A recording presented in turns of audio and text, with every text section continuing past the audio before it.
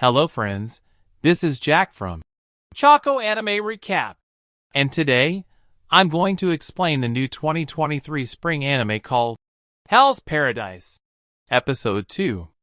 But before that, please like this video and share it with your friends. Also, don't forget to subscribe to my channel and turn on the notification bell for more anime recaps. During a convicting ceremony, Saduri's father beheaded a criminal with his sword so fast that even after killing him, he didn't realize that he had been killed. From that day on, Saduri wanted to become like her father and wanted to duplicate the stroke that her father made.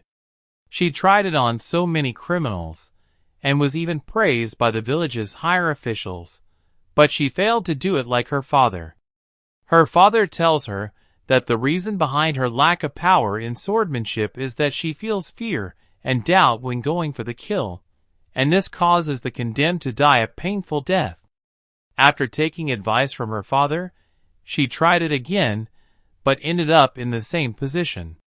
She looks at her blade and sees the head of the man who she recently killed, realizing that her blade was heavy with fear, and she wonders what she should do to overcome it.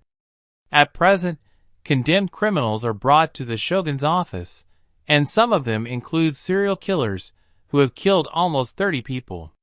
We are introduced to the current shogun of the country, Tokugawa Gawana, who is the 11th shogun of the country. One of the representatives of the shogun tells them that they will travel to Shinsenkyo Island and return with the immortality-granting elixir of life, and whoever completes this task will receive an official pardon in the form of a certificate. Hearing this, one of the criminals named Monogoro, who killed children and women for the sake of his pleasure, says that with this, he will go on a killing spree again, but Saduri wonders if she can kill a truly evil person who's better off dead without doubt or hesitation. Gabimaru, who was bored with all this, wanted to meet the shogun in person, but Saduri rejected his request. Suddenly, a girl from the condemned criminals says that she is the biggest fan of Gabimaru's work, but gets disappointed after seeing his tiny body and wretched look. Hearing this, Saduri thinks about their first meeting when she thought that Gabimaru was an evil man, but looking at his current state, she wonders if he is an evil man like others or more than the rumors claim. After that, they asked the criminals to remove their masks and showed them the living body of a man, who was the only one of the 60 people who went to that island and returned alive. They tell them that when he returned, he had lumps all over his body, which began to bloom the next day. Since the criminals were never told about this, and were only asked to bring the elixir of life, they threatened to leave this expedition, even stating that they didn't know the exact location of the elixir of life, so it might not be there since no one saw it. One of the criminals, who thinks this is a creepy thing, tries to run away, saying that he'd better die on this land than go to hell, but quickly gets beheaded by Yamada Asemon.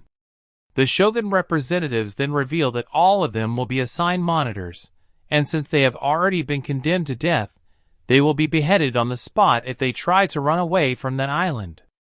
All of the members of the Yamada clan will travel with them, and if a monitor dies, whether by accident or homicide, they will be beheaded. Also, if the monitor is not with them, they won't be allowed on the return boat.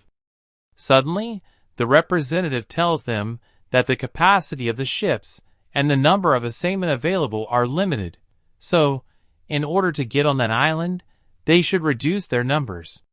Hearing this, some of them wonder what he is talking about, but the others start killing each other, saying that if they don't act quickly, they will be killed. As the killing continues, Gabimaru stays on the ground while the shogun enjoys the show, saying that he always wanted to see the death match with his own eyes.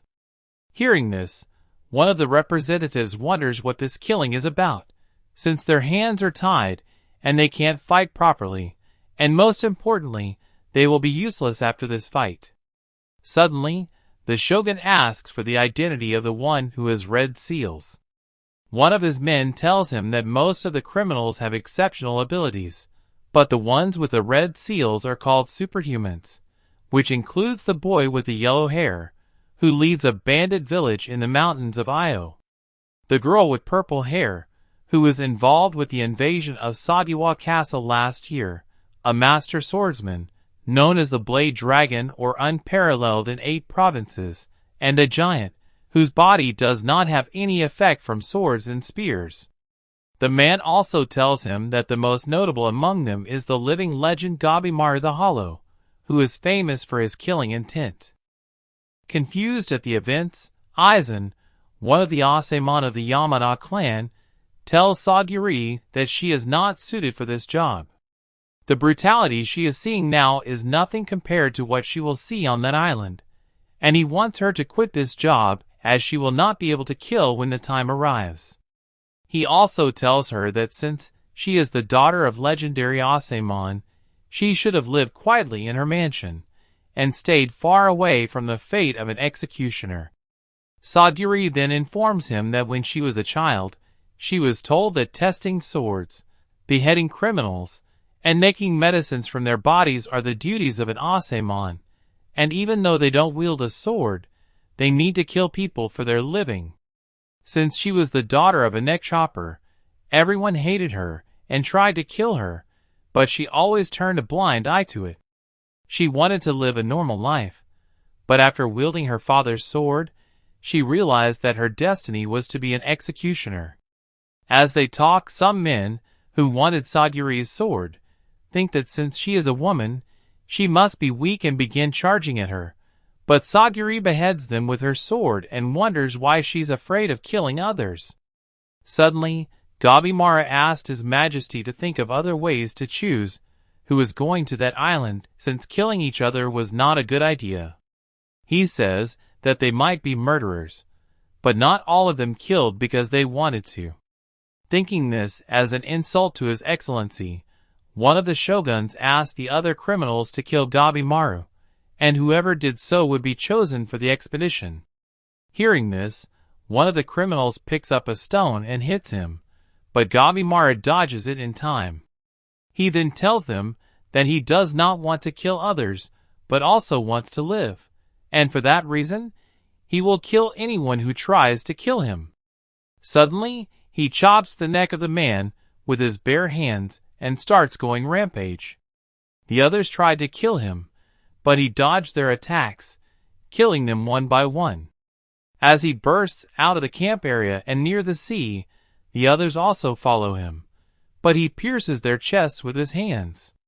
As everyone realizes that he is a monster, Gabimaru tells them that he just wants to live, and for that, he will kill anyone. Seeing his brutal methods of killing, Sagiri realizes that what she needs isn't the strength to kill, but to resolve the fear that lives inside her. With determination, she tells Aizen that if the time arrives, she will kill Gabimaru. After that, the shogun's men announce the expedition participants, which include Aza the Bandit King, Tamiya the Sword Dragon, Kain the Hunter of 100, Sanka of Narugai, Harubo the Killer Prayer, Gabimaru the Hollow, Akagino the Cannibal Courtesan, Yuzuriha the Kunoichi, Moro the Apostate, and Rokuroda the Giant of Bison. The man announces that all 10 participants will travel to the Paradise Island and will be accompanied by an Asemon executioner of the Yamada clan. They will also board a ship to travel to the uncharted island in the southern sea and find the immortality-granting elixir of life.